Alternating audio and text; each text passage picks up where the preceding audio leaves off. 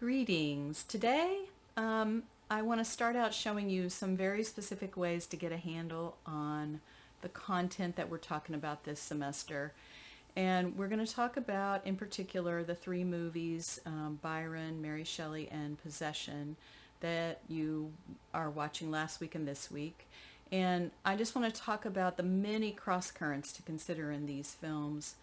And I'll also try to give you some ways of thinking about the upcoming film analysis assignment that starts next week. Last week, we looked at Lord Byron as a long-term paradigm for writers and their lives, and also for characters in popular culture, musicians. There's Kurt Cobain here. This week we're going to be adding non-Byronic figures, men who may not meet that stereotype in various ways, as well as women and scholars, both male and female. But I want to add a couple of brief points before we go on. And just saying, this is what it looks like when Byronic figures live long lives and are real people. So keep in mind that early death is part of the story, or else reality catches up to the romantic notion. And so here's the beautiful Charles Bukowski with all the symptoms of alcoholism and long-term abuse of his body, with a cocktail still in his hand. So that's just something to keep in mind. Also, I wanted to note that there are some female and LGBTQ plus Byrons too. I don't want to indicate that women can't be wild figures in the same way. I did find out there's even a whole book, the cover of which is here, Bad Girls and Transgressive Women in Popular Television, Fiction, and Film. Looked like a really interesting book. And there's some figures here. You can see Anais Nin smoking, Janis Joplin, drinking her whiskey, Courtney Love in the middle, and then two fictional characters from Gone Girl and The Girl with the Dragon Tattoo. So I don't want to exclude women from that category entirely. They're just not nearly as many, as numerous, or as widely embraced. So this is week 3, non-Byronic men, women, scholars, then and now. And I want to say now is used rather loosely. Possession, that film is already 18 years old, and the book it's based on is nearly 30 years old. So just look at the phones from the movie. There are some even bigger issues with Possession by today's standards, and we'll talk about those in a little bit. But I just wanted to acknowledge them right away. Now should probably be in quotation marks. So talking about threads of identity,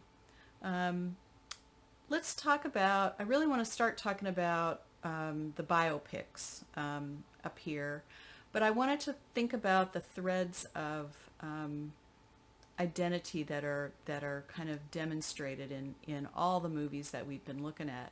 We might have a tendency to believe in Byron and Mary Shelley, those two movies, because they're biographical. And so we look at the details of those and think they are real. But let's look at these threads of identity and then kind of unpack them a little, because we're looking at the earliest of all these movies is Possession, which was made in 2002. Byron was made in 2003, Mary Shelley in 2017, which is the most recent one of them, and we'll talk about that as we go along. But I just have kind of put it out in a chart for you here that you can refer to about the approximate time frames, not only of when the movies were set and when these people lived, but the years that the movies were made and the types that we're looking at. And so we're kind of dealing with two main categories. One is, whether these are people are white males, they're all white, acknowledgement, but some of them are male and some of them are female. We have this kind of balance of those kind of characters in these two movies. And then we have a whole bunch of creative writers and two scholars, one of whom is a wannabe poet as well. So we're already looking at a lot of kind of cross currents. But if you start to add other things, if you start to add other elements of these movies and identity in these movies, you can see about some things coming up: sexual orientation, of course, race, in this case all white, which we'll talk about some more, especially later in the semester, the biography versus depiction of fictional writers, nationality. It's remarked so often in Possession that Roland is American, not British, and various types of writing. Byron is a poet, Mary Shelley is a fiction writer, Maud is the only one who has seemingly no desire to be a creative writer, etc., etc. It starts to get a lot more layered. And other than the fact that Byron was a lord, I haven't even tried to include class or royalty issues in this categorization. But it just starts to show you, how many threads and how many layers there are to the identity that any writer has or had in the past. One thing to note here that I wanted to just point out real quickly is the difference in age of Lord George Byron and Mary Shelley. She was 9 years younger than Byron, and I don't think that's actually indicated by the depiction in the film Mary Shelley or in the film Byron. She would actually have been 18 when she and Byron met, to his age 27. You get a hint of that at the end of Mary Shelley when Byron gets in her face and tells her that only one thing can happen when a quote-unquote young girl flirts with a man. The age difference is a little more hinted at in the Byron film, where we see that Byron has aged, his hairline has receded, and he refers to himself as 38 years old. In actuality, he was 33 the summer that Percy Shelley drowned, and Mary was a mere 24. Mary, in the only series of moments she gets in the Byron film, of course, plays a merely cautionary part. She is not depicted as a writer at all. She's depicted at one point warning Byron that Greece is too dangerous and he shouldn't go. And she's depicted in a slightly later moment mourning Percy Shelley's drowning and the previous deaths of her infant children. The impression is that she might be a bit less experienced than Byron, but in fact she was nearly a decade younger. And of course, we see in Mary Shelley, she's much more powerful as a person. She stands up against Byron. She's defiant of this much older and more famous man. And so the depictions of them as characters vary a lot. In Byron, we get a sympathetic version of him. In Mary Shelley, we get a much more focus on his negative traits, if we will. It's interesting also that these two movies choose completely different scenes, different periods of time. Although these are the two most famous times in their mutual lives. So the film doesn't include any account of the very famous earlier time that the Shelleys spent in Geneva, Switzerland with Byron when Mary drafted Frankenstein. The Mary Shelley film includes the famous time that they spent in Geneva with Byron when Mary drafted Frankenstein, but doesn't include Perry Shelley's death at all, or the time that the Shelleys spent with Byron in Italy. And so there was a long period of time actually between these two moments depicted in the two different movies when the Shelleys and Byron spent a lot of time traveling together and living nearby or together in various hotels and estates and things like that. But the main thing to look at is the kind of difference in how they're depicted. So in Byron is sympathetic and conflicted. Mary is kind of vague and weak. She's not depicted as a writer at all. In Mary Shelley, his mean traits are emphasized, and she's much more powerful, stands up to him, and is shown, of course, drafting Frankenstein and then taking it back to London and working on the draft by herself. So we can think about all the elisions and choices that are always being made, even about factual history. Just a couple of examples here. One of them has to do with, the funeral of Percy Shelley from the movie Byron. And this painting here on the right, which is, much more, sorry, it's got a little hand in the photograph, but much more, much closer to the time of Percy Shelley's death. And obviously, the painting influenced the movie makers, but it's much clearer in the painting that Mary Shelley wasn't even present. High-class women didn't usually attend funerals in those days for various reasons.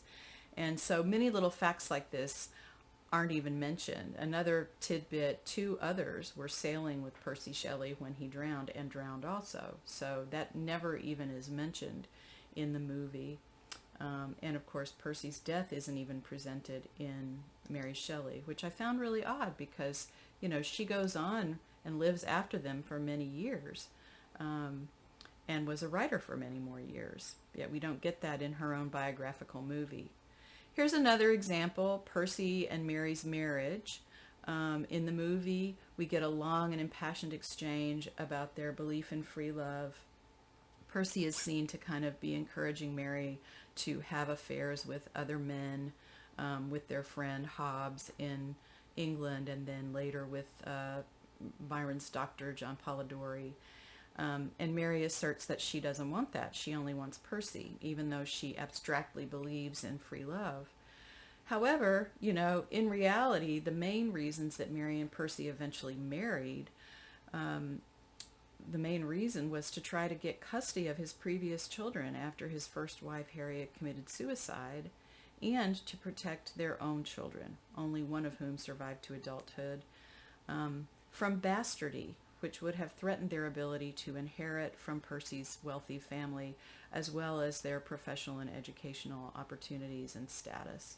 So here we have, Mary Shelley's family tree, the 4 children that they had, only one of which, the last one, survived, and then the 2 children that Percy had with his previous wife, Harriet, and they were in a contentious custody battle for those 2 children that they actually did lose in spite of getting married.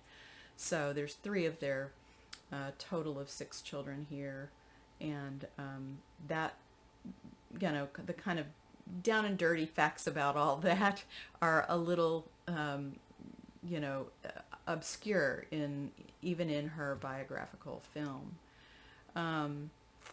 So there are emphases of the times of the making of these movies, as well as the times that they depict. So Byron was made in 2003. It was part of a larger social conversation about sexuality that was going on in the early 2000s. For instance, anti-sodomy laws were taken off the books, and the first gay civil unions were legalized. It's interesting that Byron's bisexuality is acknowledged in the movie, but not much. I mean, he actually was known to continue that throughout his life. But in the movie, it can be kind of seen as a youthful, quote-unquote, phase, if so wished. And even though sodomy is an issue in the movie, it's shown most specifically with his wife, Annabelle. And it's kind of controversial, and it was one of the things that she told her parents about that made them seek an annulment for that marriage when it turned so bad.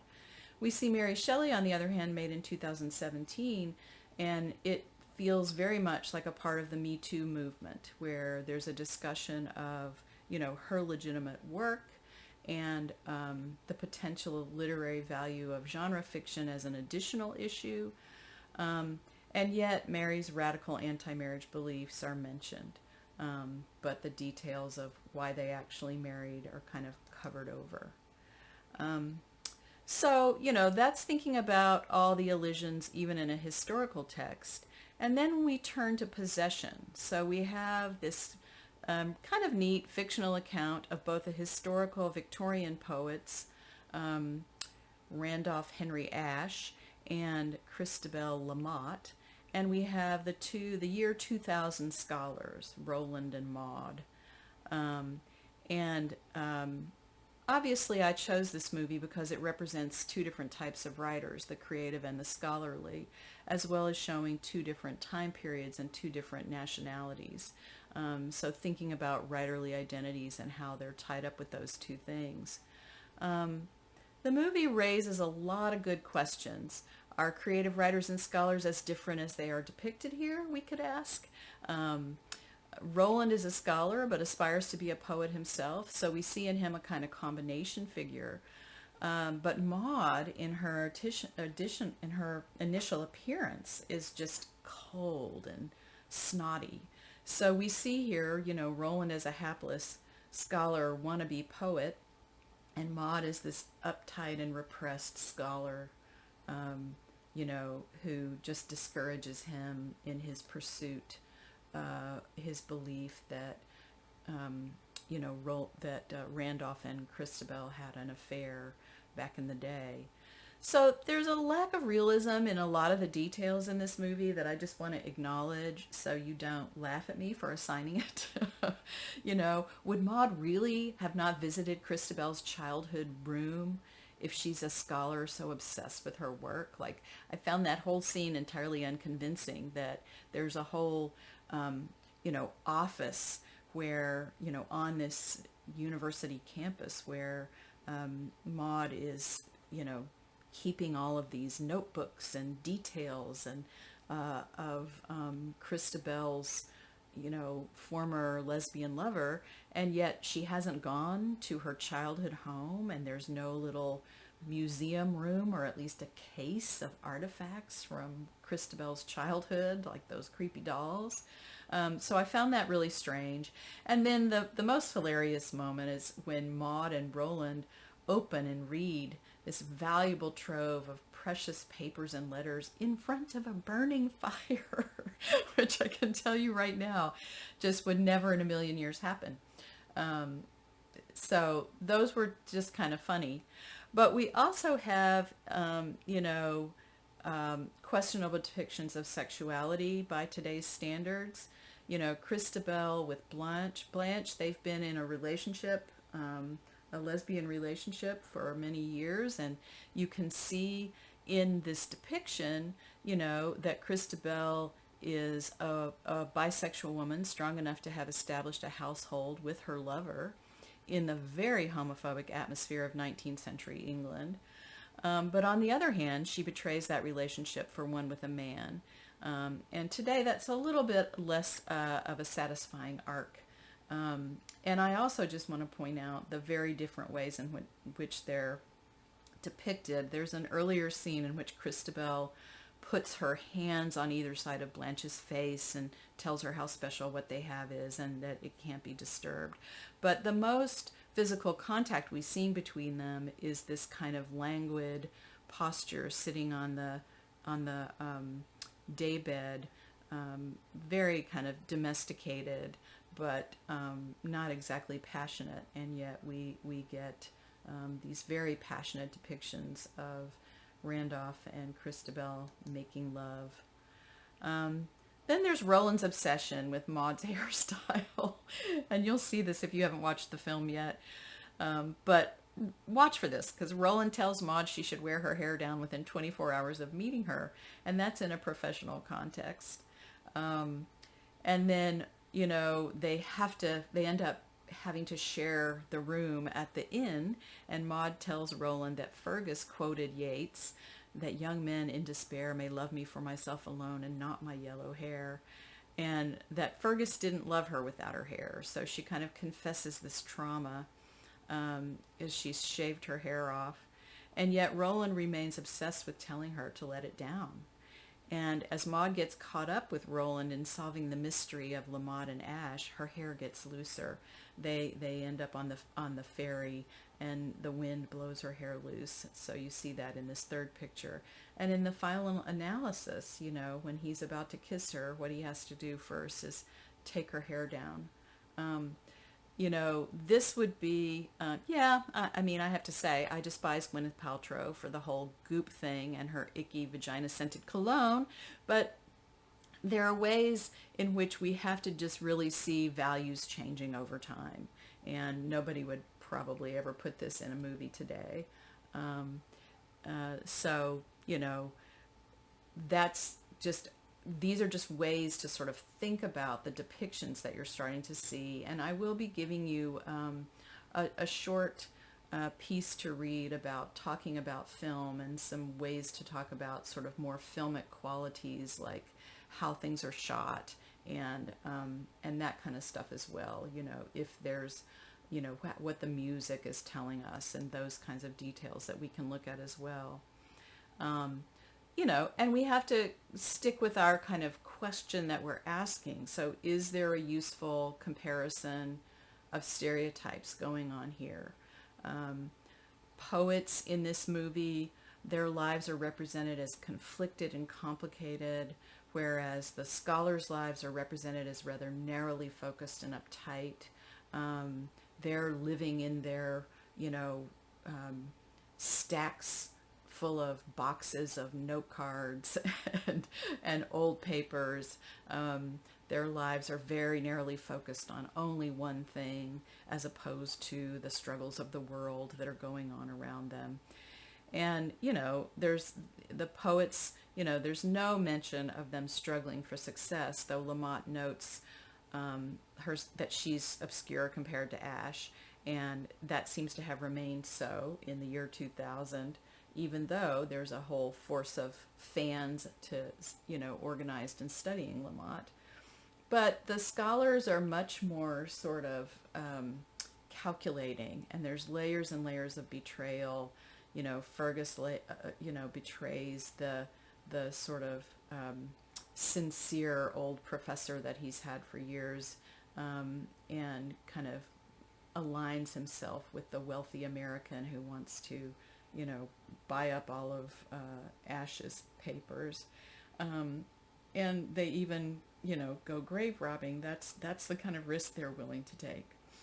The poets in this movie seem fundamentally decent, though perhaps Byronesque or romantic in their passions. They've risked everything to go, have a month together. And so they do take personal risks and bet everything on love. And the scholars are willing to be criminal, but not out of passion. It's out of greed and ambition. Maud is finally an exception, but I won't talk about that more so as not to spoil the end of the movie for you. And so the takeaways are to just, keep in mind that not only the time period that's depicted, but there's also a time period in which the depiction occurs. Now, the film analysis assignment's really short, and so it's not that I want you to focus quite as much on that, year it was made kind of issue, but I want you to be aware of it because it can affect your reactions to the things that you're watching. And don't forget that you're not here to agree or disagree with depictions. It's not, sure, if you think that there's a really truly fundamentally false stereotype, that's something that you might say, but the overarching purpose is to analyze what the depiction is and what it's putting out in the world about who writers are or who writers were. So it's mostly kind of the nitty-gritty of getting to what is this telling us about writers.